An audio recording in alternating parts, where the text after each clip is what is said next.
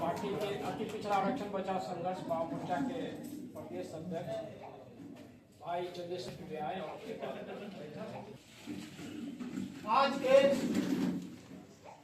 आरक्षण बचाव संघर्ष मोर्चा के अध्यक्षता कर रहे हैं जिला अध्यक्ष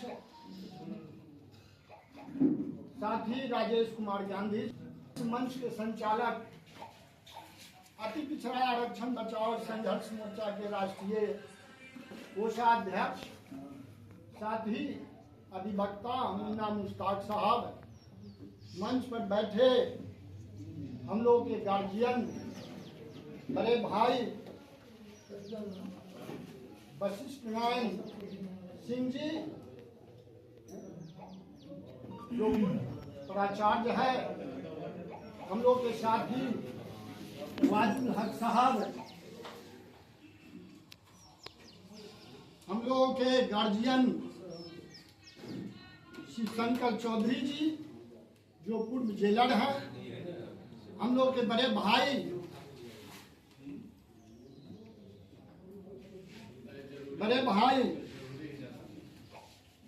जगेश्वर ठाकुर जी और प्रमोद कुमार गुप्ता जी, मनोज शाह जी, राष्ट्रीय उपाध्यक्ष आजाद साहब, मनोज कुमार शाह जी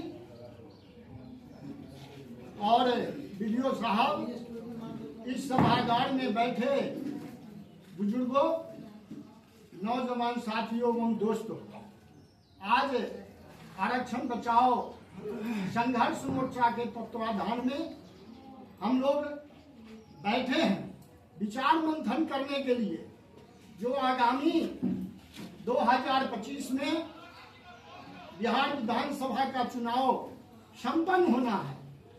भारत सरकार और बिहार सरकार की ओर से बहुत सारे षड्यंत्र देश में और राज्य में किया जा रहा है। ये ब्राह्मणवादी व्यवस्था के तहत देश में ब्राह्मणवादी जो व्यवस्था था, यह अभी व्यवस्था, ब्राह्मणवादी व्यवस्था धीरे धीरे खत्म होने की कगार पर थी। लेकिन देश के बहुत बड़े बड़े ब्राह्मणों ने अपनी सोच से, अपनी उपज से तरह तरह के षड्यंत्र देश में करते जा रहे हैं, जिससे कि कभी सनातन के नाम पर, कभी हिंदुत्व के नाम पर, कभी धर्म के नाम पर, जिससे कि देश बहुत खतरा से गुजर रहा है। साथियों, मैं आपको बताना चाहता हूं कि देश के एक आरएसएस संगठन है जो हिंदुत्व की बात करता है, लेकिन मैं आपको इस सभागार में बताना चाहता हूं कि देश का जो राष्ट्रीय स्वयंसेवक संघ है, जो देश का आरएसएस कहा जाता है, वे 1906 में राष्ट्रीय स्वयंसेवक संघ का स्थापना नागपुर में हुआ था। लेकिन 1906 से लेकर अभी तक 2025 तक हिंदुस्तान के जो राष्ट्रीय स्वयंसेवक संघ है, उस संघ का एक मोहन भागवत राष्ट्रपति होने के बाद पूरे देश का आरएसएस का संचालक ब्राह्मण हुआ। क्या देश में क्राइम नहीं है तो क्या है? क्या इस देश में दलितों का बेटा स्वयंसेवक नहीं बन सकता है? देश में दलितों का बेटा आरएसएस का स्वयंसेवक नहीं है, पिछड़ा का बेटा नहीं है, बनिया का बेटा नहीं है, आदि पिछड़ा का बेटा नहीं है। ये बहुत बड़ी साजिश है देश के अंदर। यदि पिछड़ा और अति पिछड़ा समय रहते हुए यदि सजग नहीं होगा तो आपको आजादी के पहले जो पिछड़ा अति पिछड़ा दलितों का जो व्यवस्था था, उसमें आपको धकेलने का काम करेगा। अभी अभी देश के अंदर जो वोटर लिस्ट का जो पुनरीक्षण कार्यक्रम चला जा रहा है, उससे क्या है? उससे दलित अति पिछड़ा और पिछड़ा का बेटा बहुत सारे 20 से 30% वोट के जो राइट टू वोट है, जो फंडामेंटल राइट्स है, उससे वंचित हो जाएगा। ये भारत सरकार बहुत बड़ी साजिश कर रहा है कि देश के अंदर जो बहुत सारे एक वर्ग है वो वोट से अलग हो जाए और यदि वो वोट से अलग हो जाए तो वो देश का नागरिक नहीं रहेगा। इस पर चिंतन और अवलोकन करने का काम कीजिए, इस पर सजग होने का काम कीजिए। समय रहते हुए आप सजग नहीं होंगे तो देश के मानचित्र से, देश के जो मौलिक अधिकार है राष्ट्र वोट, उससे आप अलग हट जाएंगे। ये बहुत बड़ी साजिश चलेगी और इस साजिश पिछड़ा और अति पिछड़ा और दलित के लोगों के बीच का जाएगा, क्योंकि उसका बेटा अभी बनारस में नौकरी करता है, कलकत्ता, दिल्ली, बम्बे में नौकरी करता है। वह कैसे आके यहाँ सर्वेक्षण में भाग लेगा? कम समय है, पूरे सर्वेक्षण के लिए 3 महीना, 4 महीना, 6 महीना टाइम मिलना चाहिए, 1 महीना समय दिया जाता है। ये साजिश में तो क्या, इस पर आपको सजग होना पड़ेगा। साथियों, मैं आपको बताना चाहता हूं, इस हिंदुस्तान में लोकसभा, राज्यसभा, उपराष्ट्रपति और राष्ट्रपति भवन में हजारों आईएएस, आईपीएस है। वे सारे के सारे आईएएस और आईपीएस ऊंची जाति के लोग हैं। एक दलित समाज और एक पिछड़ा समाज के छोड़कर सभी के सभी आज के देश में, आज भी हिंदुस्तान में सभी के सभी आईएएस, आईपीएस अपर कास्ट के लोग हैं। ये देश में क्राइम नहीं हो तो क्या है? इस पर आपको सजग होना पड़ेगा। हमारे वीडियो साहब हैं, प्रिंसिपल साहब हैं, ये जेलर साहब हैं, आपको बताने का काम किए हैं। देश में जो परिस्थिति बना है, अभी अभी हमारे साथी ने कहने का काम किया कि जो कुल्हाड़ा लड़ुई के हैं, उन्होंने कहने का काम किया कि मेरा बेटा 85%, 90% नंबर लाकर जनरल कैटेगरी में चला गया और एक सीट जो खाली हुआ वो पिछड़ा भाइयों के लिए हुआ। नहीं, ऐसा पहले होता था, आज ऐसा नहीं है। आप यदि पिछड़ा जाति यदि भर दिए नियोजन के फॉर्म में और आपकी नंबर 99% आएगा तो आप पिछड़े कोटा से आपकी बहाली होगी, न कि जनरल कोटा से होगी। एक सीट जो खाली होता था, ये भारत सरकार 38 के तहत उसको खत्म कर दिया, कटऑफ मार्क्स के तहत, कटक मार्क के तहत। साथियों, मैं एक चौंकाने वाला बात बताना चाहता हूं कि देश के अंदर आईआईटी नीट की जो परीक्षा होती है उसमें जो कटक मार्क आता है, पिछड़ा का, ओबीसी का 72% आता है, ओबीसी ईबीसी एक ही है, उसको 72% आता है, शेड्यूल कास्ट, शेड्यूल ट्राइब का 45% आता है और ईडब्ल्यूएस को 33%, 34%, 35% हर साल 1-2% कम बेसी होते रहता है। ये देश में आप क्या साबित करना चाहते हैं? ये देश में क्राइम नहीं है तो क्या है? आजादी के बाद कांग्रेस की जो सरकार बनी थी, उस सरकार में भी नियम था लेटरल एंट्री के तहत आईएएस के उपाधि देकर ज्वाइंट सेक्रेटरी बनाने का। लेकिन कभी ने कांग्रेसी सरकार या सोशलिस्ट पार्टी की सरकार या जनता पार्टी की सरकार या जनता दल की सरकार कभी वही कानून का लागू नहीं किया हिंदुस्तान में। लेकिन जब से ये बीजेपी की सरकार आई है, उन्होंने लेटरल एंट्री के तहत पीएमओ के ऑफिस से प्रत्येक साल 233 आईएएस की उपाधि देकर बीए पास विद्यार्थियों को आईएएस की उपाधि देकर देश में ज्वाइंट सेक्रेटरी आईएएस बनाया जा रहा है। आप कभी जानने की कोशिश किए कि 233 जो आईएएस बनता है वो केवल पिछड़ी जाति का है, ओबीसी का है, शेड्यूल कास्ट का है, शेड्यूल ट्राइब का है, अकलियत का है? नहीं, ये तमाम ईडब्ल्यूएस का आदमी है। 233 आरएसएस का लोग है।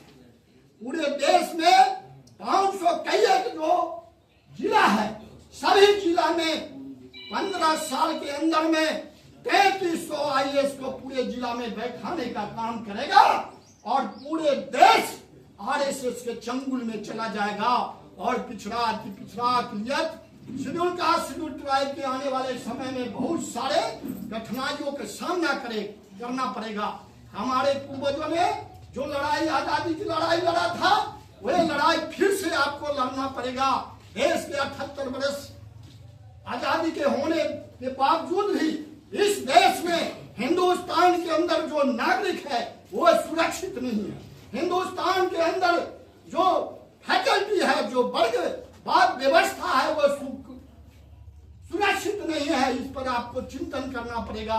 बड़े बड़े जो पढ़े लिखे लोग हैं, अपने बच्चे के लिए जो किसान मजदूर हैं, जो व्यापारी हैं, वो आपको ये मैसेज देना पड़ेगा कि देश बहुत संकट की घड़ी से गुजर रहा है। यदि तुम सजग नहीं होगा तो आने वाले समय में इस देश में बहुत सारे आंदोलन करना पड़ेगा। जो भी कोई सरकार के खिलाफ में आवाज उठाता है, उसको ये भारत सरकार और बिहार सरकार तरह तरह के कानून बनाकर, तरह तरह के केस में फंसाकर उसको जेल में बंद करने का काम करता है। जिस तरह से अंग्रेज ने रॉलेट एक्ट लागू किया था, उससे भी खराब कानून ये सरकार बना रही है, ये भारत सरकार बना रही है। हम देश के अंदर, हमारे देश के प्रधानमंत्री जी आदरणीय नरेंद्र मोदी जी हैं, जो कहते हैं कि मैं ओबीसी पिछड़ा का बेटा हूं, मैं बनिया का बेटा हूं। तो मैं जानना चाहता हूं कि आप हिंदुस्तान के लाल किला पर बैठने के बावजूद भी आप पिछड़ा का बेटा होकर अपने तलवार से पिछड़ों के गर्दन काट रहे हैं। आपको मान सिंह और मिर्जाफर की उपाधि दी जाएगी।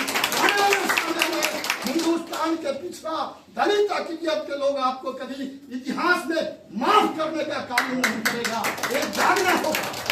साथियों, आप जो अभी किसानों की समस्या है या देश में जो बंटवारा की समस्या है, बिहार में हमारी अति पिछड़ा संघर्ष मोर्चा ने आवाज उठाने का काम किया। तो बिहार में राज्यसभा का 16 सीट है और 16 सीट में एक हमारे जननायक कर्पूरी ठाकुर के बेटा रामनाथ ठाकुर के अलावा कोई पिछड़ा और अति पिछड़ा का बेटा राज्यसभा में। राष्ट्रीय जनता दल के लोग राज्यसभा में पंडित और राजपूत भूमियार को भेजने का काम करेंगे, जदयू भूमियार राजपूत को भेजने का काम करेंगे और बीजेपी भी भूमियार राजपूत के भेजने के काम करेंगे। कांग्रेस भी अखिलेश सिंह को भेजने का काम किया। क्या देश के सबसे ऊंचा सदन है राज्यसभा, क्या उसमें पिछड़ा का बेटा है? आज भी कई एक दशक से 30 वर्षों से दलित का बेटा राज्यसभा का प्रतिनिधित्व नहीं कर पाता है। यदि दलित का बेटा, बिहार का दलित का बेटा राज्यसभा का प्रतिनिधित्व नहीं करेगा तो उसकी बात को देश का सबसे ऊंचा सदन में उठाने का काम कौन करेगा? ये आपको सोचना और समझना है।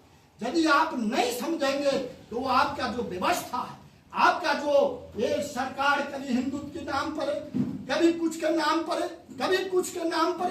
मैं एक बात और बताना चाहता हूं कि देश के अंदर देश का जो सरकार है और राज्य का सरकार है, पूरे अति पिछड़ा दलित और अक़लियत के जो गरीब भाई हैं, जो निर्धन हैं, उनको सरकार के बहुत बड़ी साजिश चल रहा है पैरालाइज करने का।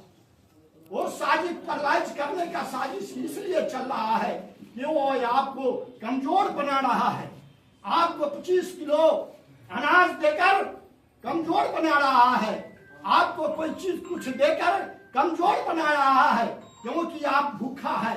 25 किलो अनाज लेकर आप समझते हैं कि हम बहुत बड़ा अच्छा काम कर रहे हैं। नहीं, आपको पैरालाइज कर रहा है।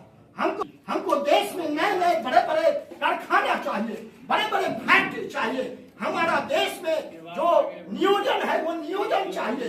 सरकार नियोजन, गरीबों को नियोजन देना नहीं चाहती है। सरकार गरीबी को, व्यापारी वर्ग को व्यापार कराना नहीं चाहती है।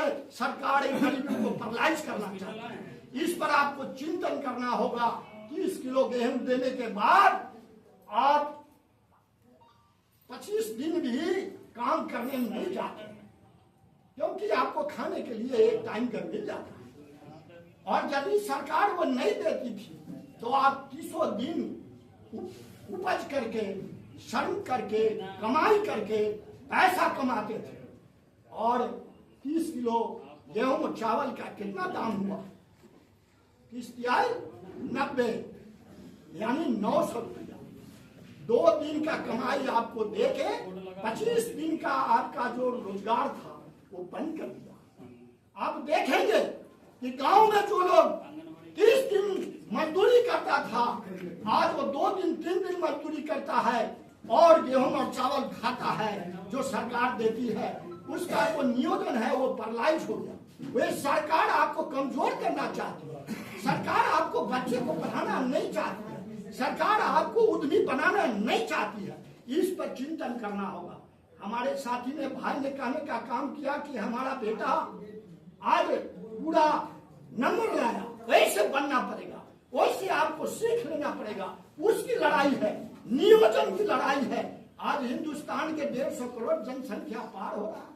आज चांद से लोग सूर्य पर जा रहा है और मैं 47 के दशक से पीछे जा रहा हूं। या देश में ये नहीं होना चाहिए। इस पर आपको लड़ाई लड़ना पड़ेगा।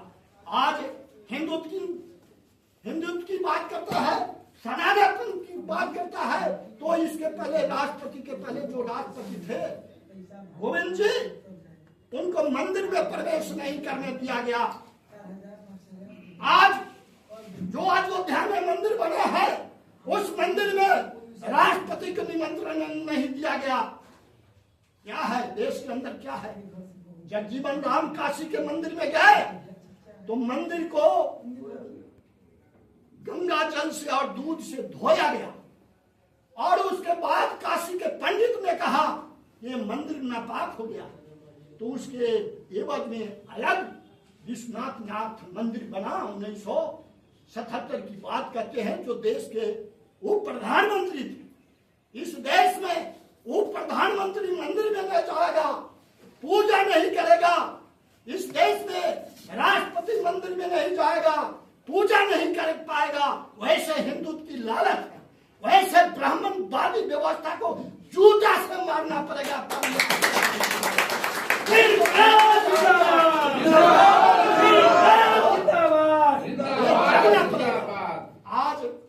आज देश में जो बिहार में 1.5% भूमियारों की जनसंख्या है, 3.5% राजपूत की जनसंख्या।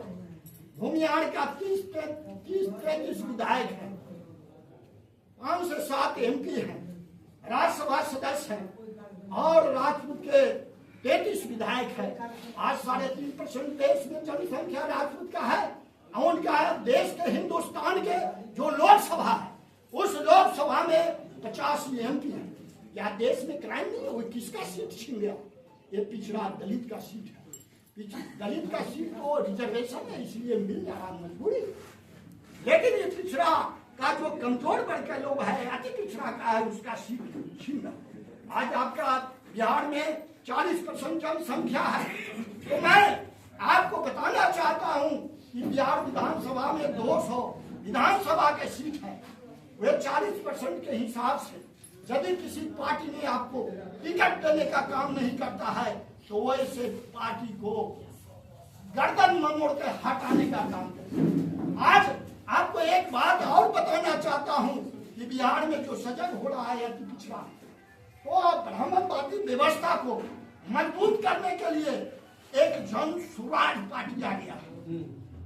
ये जन स्वराज पार्टी किसका बेटा है?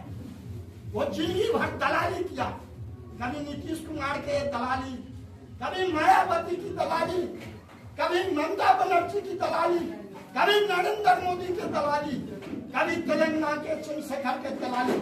वही दलाली से पैदा लिया है जिसका नाम है पीके प्रशांत किशोर। आज बीजेपी खतरा में है, तो आज दिग्विजय पिछड़ा है, जन स्वराज, जन स्वराज। अरे जन स्वराज के बारे में तुम जानते हैं? जन स्वराज का मतलब हुआ कि देश का सबसे निचली कली का भी बेटा है, उसकी भी आजादी उतना ही होना चाहिए जितना एक राष्ट्रपति का आजादी। उसका मतलब होता है जन स्वराज। कभी उसने कहा है आरक्षण? नहीं कहा, क्योंकि वो ब्राह्मण है। ब्राह्मण खतरा में आ गया। अभी कोई पिछड़ा का बेटा, दलित का बेटा जन स्वराज का मुखिया बनता, इस तरह के आंदोलन करता तो ईडी के हुड़का देता, कहता कि पैसा कहाँ से लाते। लेकिन ये जन स्वराज जो पीके है, इस पर कभी ईडी नहीं लगता। ये पैसा कहाँ से लाता? 1000 गाड़ी इसका पूरे बिहार में चलता, पर डे 1 करोड़ रुपया उसका खर्चा है। कहाँ से पैसा लाता? कौन सा बाप दादा तुम्हारा जागीर था और जमींदार का तुम नाती होता? नहीं है। ये देखना पड़ेगा, लड़ना पड़ेगा। ये बहुत बड़ी साजिश चली है, ये बीजेपी के एजेंट है। और एजेंट को मैं इसलिए बताना चाहता हूँ, कहता है कि मैं पिछड़ा को 40% टिकट दूंगा, अकलियत के टिकट दूंगा। अरे वो खतरा है। हाँ सर, वो खतरा है। इस खतरा से आपको बचना पड़ेगा, लड़ना पड़ेगा, और तब आपका जो व्यवस्था है वो व्यवस्था के तहत आगे बढ़ेगा, तब होगा। जो पार्टी हमारे समाज का आज 70 विधान परिषद के सीट बिहार में है, जितने अति पिछड़ा का बेटा विधान परिषद के सदस्य, आपको टिकट नहीं देगा, एगो दुगो के दे देगा। हमारा 70 में कितना बनता है? 28 हमारा सदस्य होना चाहिए बिहार विधान परिषद में, जो हमका 2-3 गो से ज्यादा थोड़े होगा, नहीं होगा। आज लोकसभा में 416 एमपी अति पिछड़ा का होना चाहिए, जो आपका कैगो बेटा अति पिछड़ा का बेटा है। हमारे साथी ने कहने का काम किया कि जो मेरा पिछड़ा समाज का बेटा, वो राष्ट्रीय जनता दल हो, बीजेपी में हो, जदयू में हो, कम्युनिस्ट में हो या कांग्रेस में हो, यदि वो सदस्य बन के जाते हैं तो हमारी अति पिछड़ा की बात सदन में नहीं रखते। क्यों नहीं रखते हैं? वो डरते हैं कि मेरा अगला टिकट कट जाएगा, मंगला अगला उम्मीदवारी कट जाएगी। आज चंद्रशेखर उत्तर प्रदेश में है, अकेले उत्तर प्रदेश में लड़के पूरे देश के लोगों को बताने का काम करता है, लड़ाई लड़ने का काम करता है। तो आपको मैं आह्वान करता हूँ, मैं आपको आज न्योता देता हूँ कि 15 सितंबर को आरक्षण बचाओ संघर्ष मोर्चा, अति पिछड़ा संघर्ष मोर्चा की ओर से जो सम्मेलन का तिथि निर्धारण की गई है, उस दिन सभी लोग अपने किसान भाई, मजदूर भाई सारे काम बंद रखेंगे, व्यापारी भाई सभी प्रतिष्ठान बंद रखेंगे, जो रिक्शा ठेला चालक है वे बंद रखेंगे। अपने रिक्शा चालक ठेला से लेकर कछाटी मैदान को भरने का काम करेंगे। जय हिंद।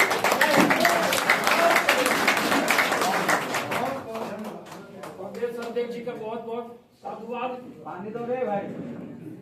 अब